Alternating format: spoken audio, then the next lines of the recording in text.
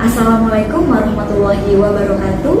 Perkenalkan, saya Husnul Fatona, dosen tetap dan aktif dari Program Studi Pendidikan Guru Sekolah Dasar atau PGSD, Fakultas Keguruan dan Ilmu Pendidikan Universitas Esa Unggul.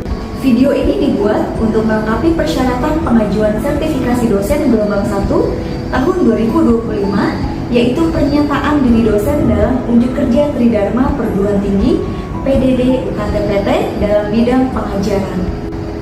Pada kesempatan ini, mata kuliah yang akan saya berikan sebagai contoh yaitu pembelajaran bahasa Indonesia di SD dengan kode mata kuliah PSD 225. Mata kuliah ini memuat teori dan praktik pembelajaran bahasa dan sastra Indonesia di SD, baik kelas awal maupun kelas tinggi, yang berkaitan dengan sikap profesional guru, penguasaan terhadap dasar-dasar subsistem bahasa Indonesia, hakikat pembelajaran bahasa Indonesia di SD, pemerolehan bahasa, serta praktik pembelajaran bahasa dan sastra Indonesia di SD secara inovatif dengan memperhatikan pendekatan, metode, teknik, materi, media, dan penilaian sesuai dengan perkembangan ipteks, karakteristik siswa, serta kearifan lokal.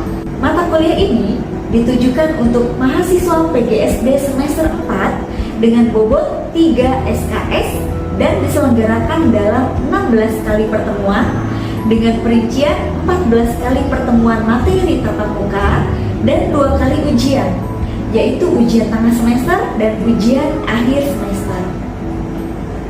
Capaian pembelajaran lulusan atau CPL Prodi pada mata kuliah ini meliputi CPL 2, CPL 3, CPL 5, dan CPL 8 yang telah tertuang dalam RPS dan telah divalidasi oleh Ketua Program Studi.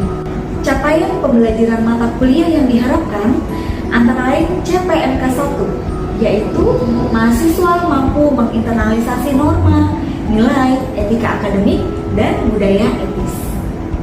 Selanjutnya CPMK 2, yaitu mahasiswa mampu menganalisis dasar-dasar subsistem bahasa Indonesia sesuai dengan konteks pembelajaran, karakteristik peserta didik, dan juga kearifan lokal.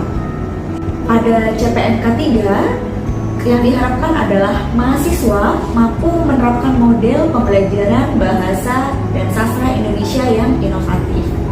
Sementara itu, pada CPMK 4, mahasiswa mampu mengintegrasikan antara teori dan praktik pembelajaran bahasa dan sastra Indonesia yang inovatif di SD. Materi yang dibahas dalam mata kuliah ini mencakup 1. Hakikat, fungsi, dan ragam bahasa. 2. Dasar-dasar fonologi dan morfologi bahasa Indonesia dalam konteks pembelajaran di SD.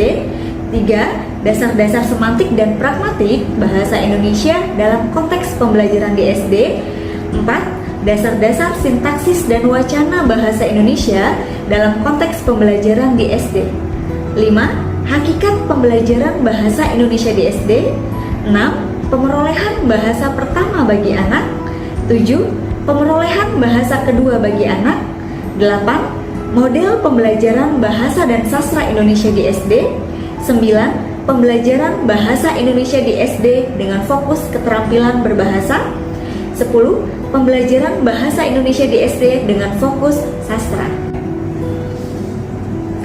3 komponen utama dalam proses pembelajaran mata kuliah ini adalah delivery, interaction, dan assessment atau DIA.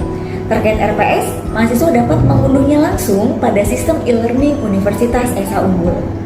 Untuk delivery, materi yang saya sampaikan didukung oleh beberapa media pembelajaran seperti PowerPoint, video pembelajaran, contoh kasus, dan kuis yang dirancang untuk membantu mahasiswa memahami konsep secara lebih visual, kontekstual, interaktif, dan juga menyenangkan. Interaction pada mata kuliah ini melibatkan komunikasi dua arah antara dosen dan mahasiswa berupa diskusi, tanya jawab, praktik, dan refleksi bersama.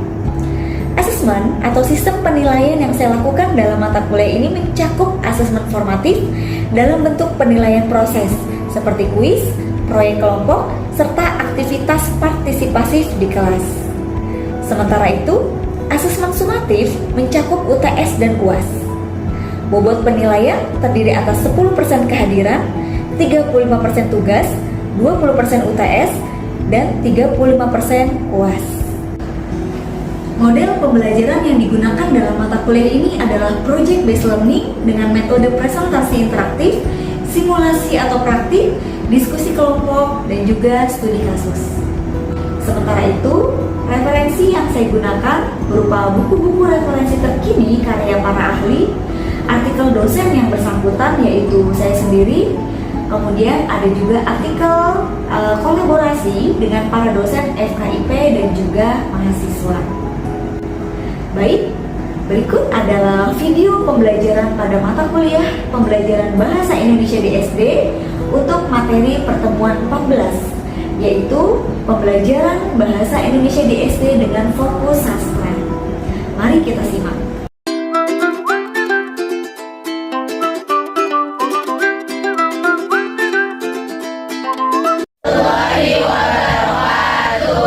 Gimana kabarnya? Sehat? Sehat. Udah pada sarapan? Sudah. Wah, kayaknya seger-seger sekali ya. Udah pada mandi ya? Ya, jadi ini pertemuan kita yang terakhir ya sebelum UAS minggu depan. Oke, saya mau absen dulu aja deh. Oke. Orang Aprilia.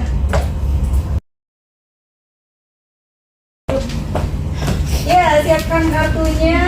Ya, silakan kalian absen. Ya, kamu boleh absen. Silakan kartunya disiapkan.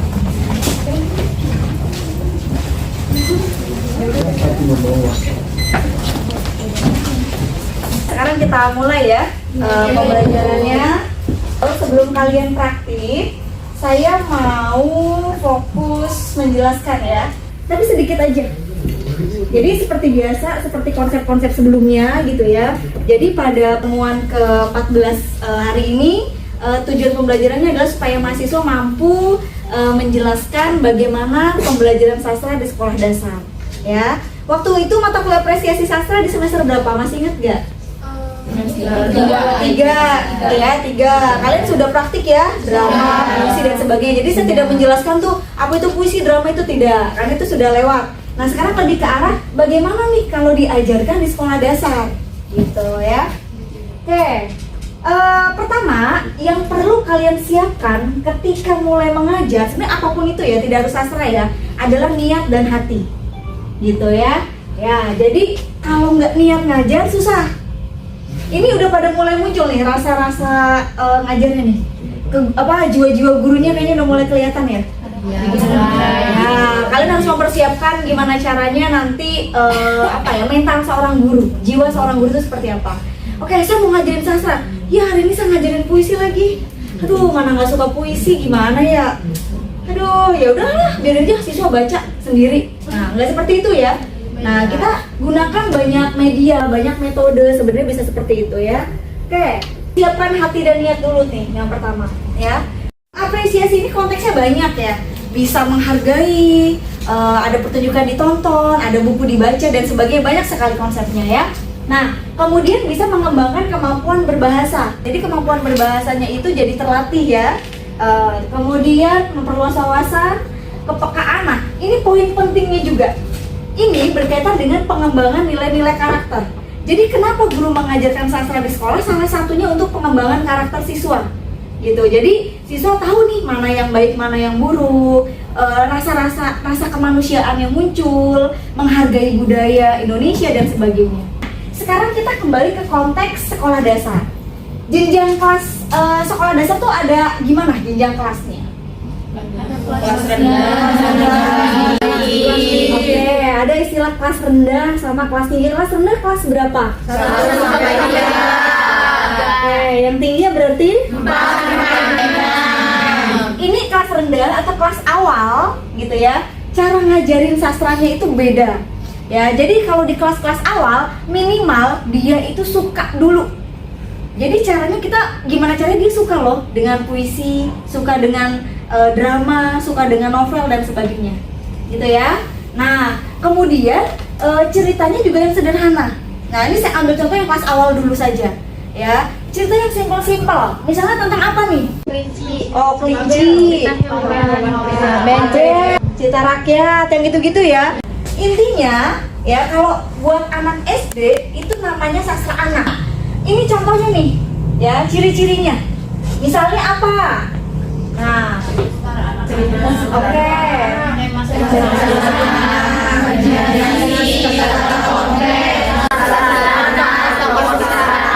Ada yang mau tanya? Saya Oke. untuk masalah sederhana di untuk cerita anak itu batasannya sampai mana ya Bu? Oh, masalah yang sederhana. Sederhana tuh batasannya sampai mana? Ada yang mau coba respon nggak? Contohnya masalah tentang apa? Ayo. Royong, Gotong royong. Anak suruh ngapain? kerjasama dengan temennya. Oh, kerjasama. Oke. Satu lagi nambahin. Zai, apa Zai? Masalah yang sederhana. Tidak terlalu ribet. Ayo Azima. Coba jawab. Ayo, dibantu temennya. Keluarga. Oh, keluarga. Dia dengan kakaknya gitu ya, atau kesal dengan ibunya kan kadang gitu ya. Iya. Gitu ya, Zai? Dima? Oke. Nah, apakah pemilihan bahan ajar dia atau contoh materinya sudah sesuai dengan ini? Ya, jadi kita sesuaikan pada tingkat keterbacaan dan kesesuaiannya. Nah, terus perhatikan pula metode sama media. Nah, Bu, saya nggak bisa baca puisi. Aduh, ngajarin puisi gimana ya? Ada yang bisa jawab? Kalian nggak bisa puisi, tapi mau ngajarin puisi, caranya gimana? Lihat video dari YouTube.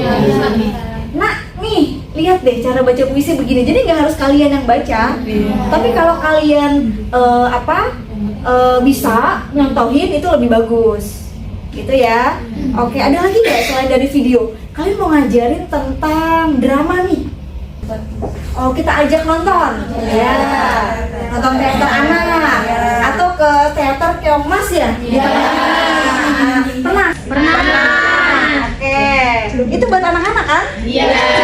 Oke, ya itu bisa. Atau teater anak yang lain juga banyak sebenarnya ya. Oke, kita lihat. Maksudnya keterbacaan itu yang mana? Nggak banyak mengandung kata-kata yang abstrak, yang susah dipahami gitu ya. Temanya jelas.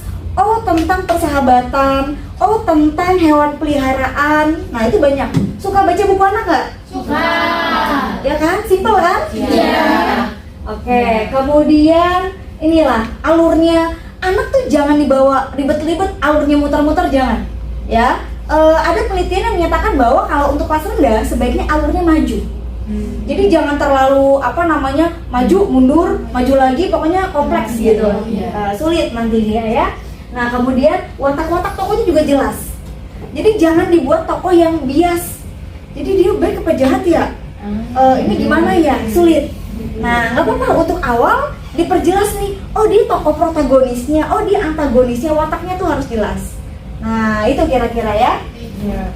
Oke, selanjutnya kalau kesesuaian, nah disesuaikan dengan usianya. Kalau kelas tinggi, kira-kira ceritanya sudah bisa seperti apa? Masih bisa nggak yang tentang hewan peliharaan? Masih. Tapi oke. Jadi kalau buat anak-anak kalimatnya ya cukup ini aja nih. Ya pendek-pendek. Latarnya bukan latar yang asing yang dia nggak tahu itu di mana. Jelas, rumah-rumah, sekolah-sekolah gitu ya. Hutan-hutan. Kayak gitu ya. Nah, perhatikan sisi psikologisnya siswa juga. Ya, semacam itu lah. Nanti lebih jelasnya kalau sudah ada yang nyontohin ya. Nah, ini puisi. Puisi itu kan banyak majas ya? Banyak kiasan. Nah, kalau untuk anak jangan terlalu banyak. Ya, disesuaikan. Kemudian liriknya juga jangan terlalu kepanjangan, kebanyakan. Pesannya jelas. Pokoknya sebisa mungkin kalian bisa menumbuhkan sikap yang baik gitu ke anak. Nilai-nilai karakter yang baik. Itu salah satu esensi dari pembelajaran sastra. Nah, itu kira-kira. Ada yang mau tanya? Ya, silakan. Bagaimana supaya agar si anak SD ini lebih tertarik dengan sastra? Oh, suka dengan sastra. Oke, kalian suka nggak? Suka. Ayo. suka, terus lama-lama pas didalemin, di PDKT-in, yaudah deh jadi suka. Salah satunya adalah kalian bisa mengajarkan itu dengan menarik, dengan menggunakan media atau metode yang menarik. Apalagi ya, atau siswa kita suruh bawa buku cerita, udah dibaca ditukar, gitu-gitu lah ya. Kegiatan literasi sebelum belajar bisa dimanfaatkan. Gitu ya kira-kira. Nah, untuk pembahasan awal sudah cukup nih untuk konsep dasarnya. Nah, sekarang kita masuk ke praktiknya. Oke, kelompoknya Siti. Oke, ini ya satu kelompok nih ya tampil ya. Oke. Yang mau tampil yang jadi guru siapa? Siti. Oke, Siti udah siap? Siap, Bu. Oh, siap. Oke. Ini siswanya jadi kelas berapa ceritanya? Kelas 2, Bu. Oh, kelas 2. Nanti kalian jadi kelas 2 ya.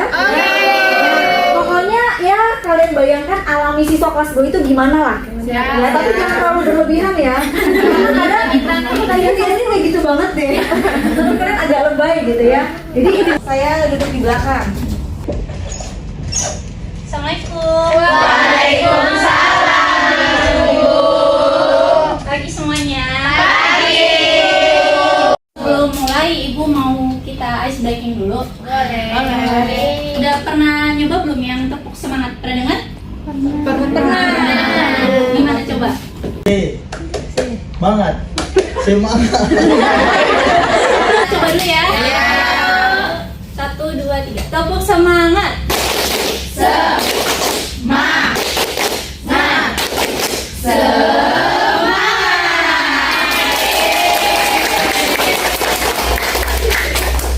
Belajar apa nih?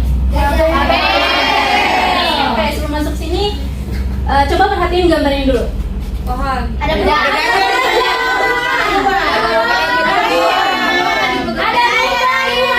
Ada rubah ya. Pada zaman dahulu tuh aku Tarzan. Oh, Tarzan. Iya. Kamu pernah? Pernah. Apa yang tonton? Kancil Bu dan Buaya. Kancil dan buaya. Pernah nonton juga nggak Kancil dan buaya? Pernah. Biasanya ada di TV ya? Iya. Cerita fabel tuh manusia, hewannya itu berperilaku seperti manusia. Dia bisa ngomong, bisa makan, biasanya ngobrol sama sesama hewan juga. Nah, di sini ada contoh fabel. Tadi siapa yang jawab tuh? Pernah nonton sih? Pernah. Kancil dan Buaya. Kancil dan buaya. Buaya.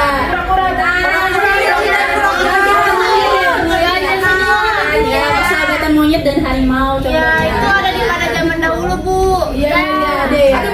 Iya, di Filipina. Di Filipina pernah nonton? Oke, ya, contohnya kayak gitu ya. Iya, ada di kartun anak-anak kayak di Upin Ipin, itu juga ada yang ceritain fabel. Nah, ini salah satu contoh lainnya kayak kelinci yang pura-pura yang tadi yang di Upin Ipin, terus ada kisah gajah dan semua.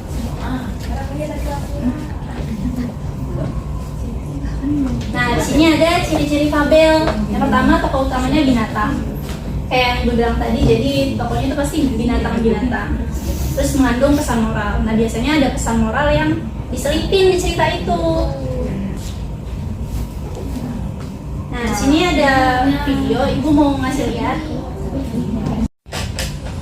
Kura-kura memenangkan lomba lari melawan kelinci. Tinggal di dalam hutan. Si kelinci terkenal sebagai hewan yang bisa berlari dengan cepat. Dia memang bisa berlari di dalam hutan. Dia ke belakang. Lari mengajak kura-kura untuk berlari dengan cepat, tetapi dia tetap tidak bisa mengejar kura-kura yang Kebanyakan TV. kelinci pun merasa menyesal karena telah menyia-nyiakan waktunya. Seharusnya dia mampu untuk memenangkan perlombaan lari itu. Nah, anak-anak semua, pesan yang ada pada cerita ini adalah kita tidak boleh sombong dengan kemampuan kita. Kita harus selalu mengerti dan menghargai orang lain yang ada di sekeliling kita.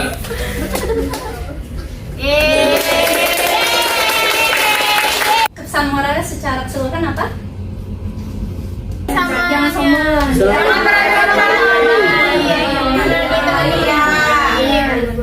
Oke. kesabaran dan kerja keras lebih penting daripada kesombongan. Kura-kura yang lambat akhirnya bisa menang melawan kelinci yang sombong karena ia tidak menyerah. Si kura-kura kan diremehkan ya. Iya. Lihat Kak. Kalian coba buka buku halaman 42, keluarin dulu bukunya.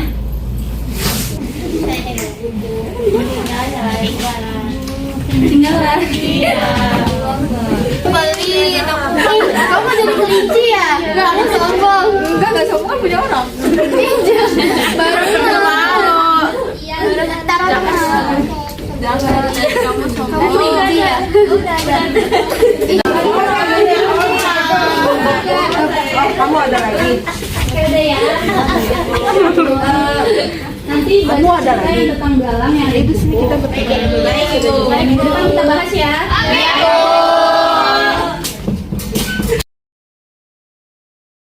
Iya, wah.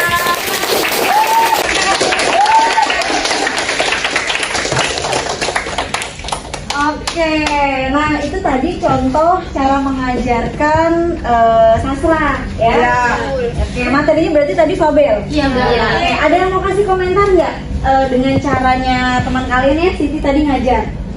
Siapa yang mau kasih komentar? Ya, silakan. Kalau saya bagus, menarik juga dan pas untuk anak SD gitu Bu. Dia bahasa juga nggak baku, gampang dipahami oleh anak gitu. Oke, tadi makanya ya kalimat-kalimatnya itu memang sesuai dengan usia anaknya ya. Iya. Oke.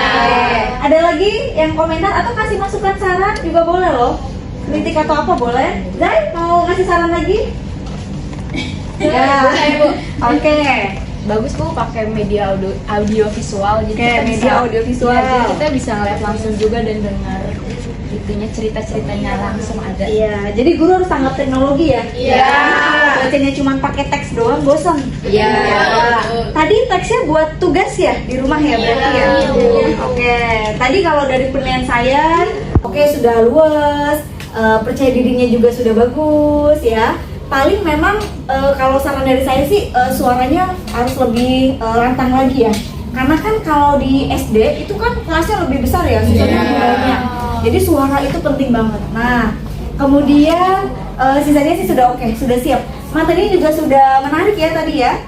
Nah, berarti kita nanti UASnya sampai yang tadi terakhir. Ya, sampai pembelajaran sastra di SD. Ya, jadi kemarin tuh kita sudah belajar kayak unsur-unsur linguistik ya, linguistik kebahasaan, ada fonologi, morfologi, terus pembelajaran membaca di SD sampai pada pembelajaran sastra di SD.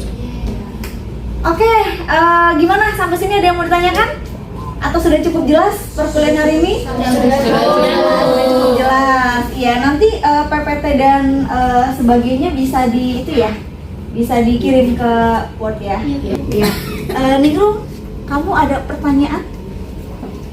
Ada. Oke. Kamu boleh maju.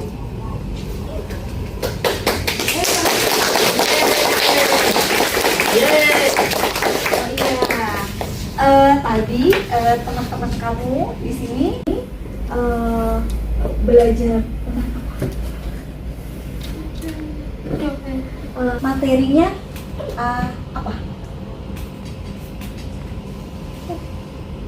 Apa teman-teman?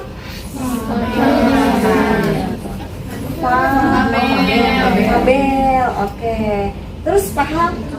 Oh, tadi ceritanya tentang apa? Dongeng apa? Oh, kura-kura siapa? Nggak tahu ya. Kura-kura sama kelinci. Kamu suka? Oh suka baca cerita? Oh suka. Oke. Sip. Berarti sudah paham ya? Oke. Terima kasih. Ya, perkuliahan kita hari ini sudah selesai. Jangan lupa belajar buat UAS minggu depan. Semoga hasilnya bagus ya. Amin. Oke, kalau gitu saya tutup. Wassalamualaikum warahmatullahi wabarakatuh. Waalaikumsalam warahmatullahi wabarakatuh. Sekian video pembelajaran untuk mata kuliah pembelajaran bahasa Indonesia di SD, program studi pendidikan guru sekolah dasar atau PGSD, Universitas Esa Unggul. Semoga dapat menjadi pertimbangan baik dalam proses sertifikasi dosen. Akhir kata, wassalamualaikum warahmatullahi wabarakatuh. Terima kasih.